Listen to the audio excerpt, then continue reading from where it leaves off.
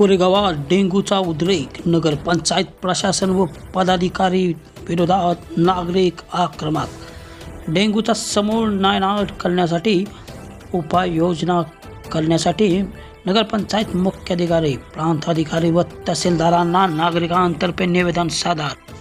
नगरपंचायतीतर्फे राबवण्यात जाणाऱ्या विविध योजनांमध्ये दुजाभाव होत असल्याचा केला आरोप। गेल्या 2 महिन्यांपासून कोरेगाव शहरामध्ये डेंग्यू या आजाराचा उद्रेक झाला असून हजारो रुग्ण बाधित झाले आहेत। मात्र शहराच्या आरोग्याची जबाबदारी असणाऱ्या नगरपंचायतीचा कारभार निष्क्रिय आहे। फक्त आवाहन करण्यापुढे डेंग्यू निर्मूलनाबाबत नगरपंचायत प्रशासनाने कोणतेही पाऊल उचलले नाही। रोज शेकडो रुग्ण नव्याने सापडत आहेत। सरकारी आणि खाजगी दवाखाने रुग्णांनी भरून गेले आहेत। अनियमित आणि अनियंत्रित विकास कामांमुळे शहरात सर्व रस्ते आणि गटर्स खोदून ठेवलेले आहेत। विकास कामांचा ओव्हरडोसमुळे भीक नको पण विकास आवरा अशी नागरिकांची अवस्था झालेली आहे। याबाबत प्रशासनाने काही उपाययोजना करण्याबाबतही निवेदनात उल्लेख केला गेला आहे। मोठा गाजावाजा करून चालू केलेले स्वर्गीय बाळासाहेब ठाकरे दवाखाना लक्ष्मीनगर परिसरातील ज्यासाठी लाखो रुपये खर्च केला आहे त्याची अवस्था 6 महिन्यांमध्ये दयनीय झाली आहे। ना तिथे वैद्यकीय अधिकारी, नर्स स्टाफची नेमणूक व डेंग्यू गॅस्ट्रो रुग्णांची मोफत तपासणीही करून घेतली जात नाही। ग्रामीण रुग्णालय, जिल्हा रुग्णालय यांना नगरपंचायतीमार्फत डेंग्यू तपासणी किट उपलब्ध करून द्यावे, जे की शासकीय आरोग्य विभागाकडून पुरेसे उपलब्ध नाही। डेंग्यूबाबत रुग्णांची संख्या शहरात किती आहे हे जाहीर करावे। जिल्हा आरोग्य यंत्रणेला याची माहिती देऊन त्यांच्याकडून डेंग्यू निर्मूलनाबाबत मार्गदर्शन, सहकार्य, उपचार, तपासणी आदी गोष्टी मोठ्या प्रमाणात व्हाव्यात। डेंग्यू बाधित रुग्णांच्या कुटुंबियांना उपचारासाठी हजारो रुपयांचा खर्च आला आहे। त्यांची पाणीपट्टी, आरोग्य कर आकारणी, घरफाळा माफ करण्यात यावा। डेंग्यू निर्मूलनासाठी रिक्षा तसेच घंटागाडी यावरील ध्वनिक्षेपणाचा उपयोग करून नागरिकांमध्ये जागरूकता निर्माण करावी। प्रसिद्धीपत्रके छापून घरोघरी वितरित करण्यात यावी। नगरपंचायतीने पुढाकार घेऊन आठवड्यात 1 दिवस कोरडा पाळण्यासाठी नागरिकांना प्रवृत्त करावे। अनियमित आणि अनियंत्रित विकास कामे यामुळे खड्ड्यांचे साम्राज्य, कुचकामे, ड्रेनेज व्यवस्था यामुळे डेंग्यूची वाढ झपाट्याने झाली आहे। याबाबत कंत्राटदारांना नोटिसा काढाव्यात। मोठ्या प्रमाणात चालू असलेल्या विनापरवाना बांधकाम व अपार्टमेंट यांच्यामुळे आजाराचा फैलाव होत असून त्याबाबत योग्य ती पावले प्रशासनाने उचलणे गरजेचे आहे। कोट्यावधी रुपये खर्च करून उभारलेली जलशुद्धीकरण यंत्रणा याबाबत नागरिकांच्या मनात शंका आहे। इतके गढूळ व दूषित पाणी पुरवठा घरोघर होत आहे। यामुळे गॅस्ट्रो कोलेस्ट्रॉलचे रुग्ण शेकडोच्या संख्येने आढळून येत आहे। त्यामुळे नागरिकांना शुद्ध व मुबलक पाणी पुरवठा व्हावा अशी सर्वसामान्यांची नागरिकांची अपेक्षा आहे। याबाबत तातडीने पावले उचलली नाही तर तमाम नागरिकांच्या वतीने दिनांक 1 ऑगस्ट पासून व्यापक जनआंदोलन उभारण्यात येईल असेही निवेदनात नमूद केले आहे। विविध कामांमध्ये सार्वजनिक बल व्यवस्था बदलण्यामध्ये असो की फॉग मशीनद्वारे औषध फवारणी करणे असो, अनेक कामांमध्ये नगरसेवक हस्तक्षेप करताना दिसून येत आहेत। नगरसेवक व त्यांच्या बगलबच्च्यांनी नगरपंचायत घरची मालकी असल्यासारखे वागत असल्याचा आरोपही यावेळी नागरिकांनी बोलताना केला। निवेदनावर प्रतिभाताई बर्गे, डॉक्टर गणेश होळ, किशोर नानासो बर्गे, गणेश दनावडे, दिनेश सनस, प्रीतम आनंदराव बर्गे, हेमंत आनंदराव बर्गे, दिनेश भवन सनस, अमरसिंह शाजीराव बर्गे, सनी शिर्के, संतोष विलास चिनके, विजय विठ्ठल विरकर, करण भारत फडतरे, सागर दिलीप बर्गे आदींच्या सह्या आहेत। आज गाण्याचा कोरेगावकर नागरिकांच्या वतीनं आज आम्ही सर्वजण या ठिकाणी नगरपंचायतीमध्ये कोरेगावच्या नगरपंचायतीचे मुख्याधिकारी व नगरपंचायतीचे पदाधिकारी यांना डेंग्यू संदर्भामध्ये भेटण्यासाठी आम्ही या ठिकाणी आलो। कोरेगाव शहरामध्ये गेल्या 2 महिन्यामध्ये जवळजवळ 2 ते 3 हजार डेंग्यूचे रुग्ण आहेत आढळलेले आहेत आणि रोज ह्याच्यामध्ये शेकडो रुग्णांची भर पडत आहे। असं असताना कोरेगाव नगरपंचायतीमार्फत फक्त आवाहन करण्यापलीकडे काही करण्यात आलेलं नाही। मोठा गाजावाजा करून लाखो रुपये खर्च करून जो स्वर्गीय बाळासाहेब ठाकरे दवाखाना या ठिकाणी उभा केला, आज त्याची अवस्था दयनीय आहे। कोरेगाव शहरामध्ये ग्रामीण रुग्णालयामध्ये तडोळे PHC त्याचबरोबर स्वर्गीय बाळासाहेब ठाकरे दवाखाना या कुठंच डेंग्यूची तपासणीची किट उपलब्ध नाही।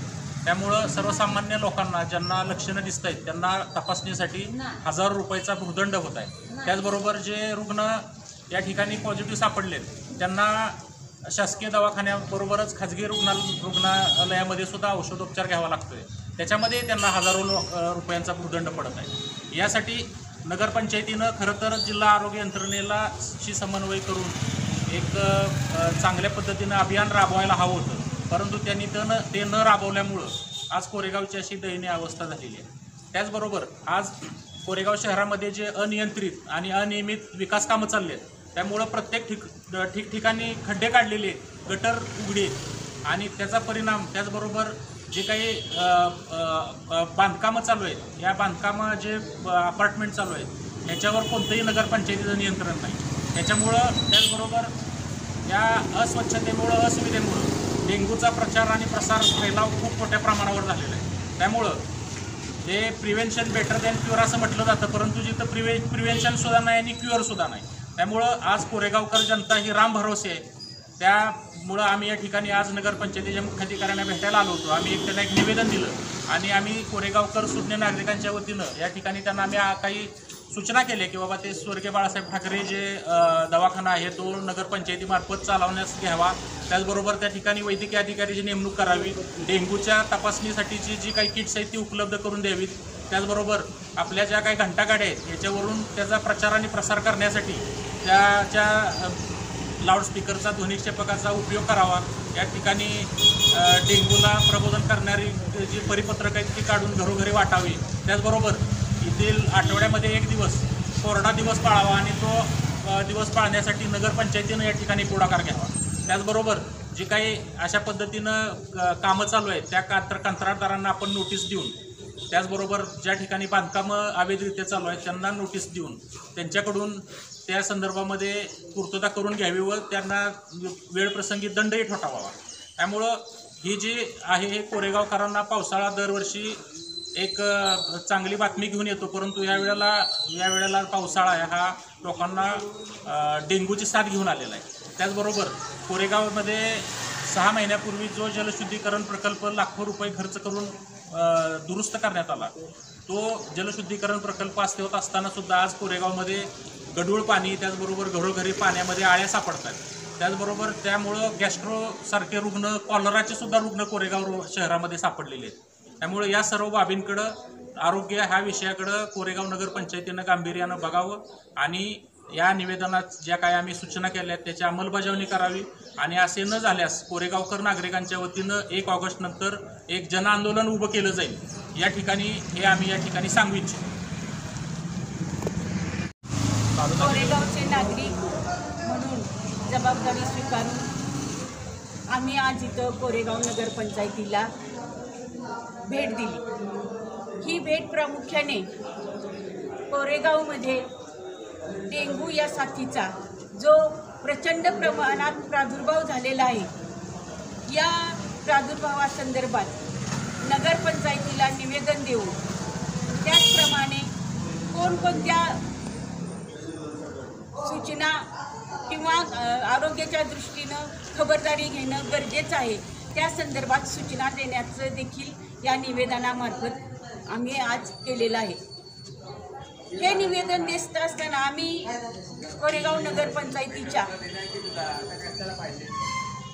CO माननीय घाडगे मॅडम यांना भेटलो. त्याचबरोबर इथं कोरेगावचे जे नगरपंचायतीचे पदाधिकारी आहेत त्यांना देखील निवेदन देण्यासाठी आज आम्ही इथं आलेलो होतो. पण वस्तुस्थिती अशी दिसून आली की CO मॅडम इथं उपस्थित होत्या. त्यांनी आमच्या सूचना, आमचं निवेदन स्वीकारलं, पण कोरेगाव नगरपंचायतीचे पदाधिकारी मात्र आम्हाला भेटू शकले नाही. जर कोरेगावमध्ये जर डेंग्यूचा जर एवढा प्रचंड प्रमाणात प्रसार जर झालेला आहे तर कोरेगाव शहराची ही मातृसंस्था म्हणजे कोरेगाव नगरपंचायत की जिची आरोग्य ही प्रमुख जबाबदारी आहे. जर लोकांचं आरोग्य चांगलं असेल तरच ते गाव सुस्थितीत असू शकतं, तरच त्या लोकांचा विकास आणि कल्याण हित साधलं जाऊ शकतं. जर लोकांचं आरोग्य धोक्यात असेल आणि त्या आरोग्याकडं पूर्णपणे नगरपंचायतीचं दुर्लक्ष झालेलं आज दिसून येतं. कारण बघितलं तर कोरेगावमधली जेवढी हॉस्पिटल्स आहेत ही सगळी डेंग्यूच्या रुग्णांनी खचाखच भरलेली आहेत. रोज किमान 100-200 लोक हे डेंग्यू पॉझिटिव्ह येत आहेत आणि अशा परिस्थितीमध्ये कोरेगाव नगरपंचायतीच्या पदाधिकाऱ्यांनी लोकप्रतिनिधी म्हणून कोरेगावच्या नागरिकांच्या आरोग्याच्या दृष्टीनं काळजी घेणं, त्यांच्या आरोग्याचे हित साधणं आज ही त्यांची प्रमुख जबाबदारी आहे. पण ही जबाबदारी पूर्णपणे ते विसरलेले दिसून येतात असं मला वाटतं. आणि म्हणूनच या निवेदनामार्फत पदाधिकाऱ्यांना एवढीच विनंती आहे की त्यांनी प्रथमतः कोरेगावकरांच्या आरोग्याची जबाबदारी घ्यावी. ही जबाबदारी तुम्ही आरोग्य कर लोकांकडून घेत आहात. त्याचप्रमाणे घरपट्टी, पाणीपट्टी, वीज कर याबरोबरच आरोग्य कर देखील आपल्याकडून घेतला जातो.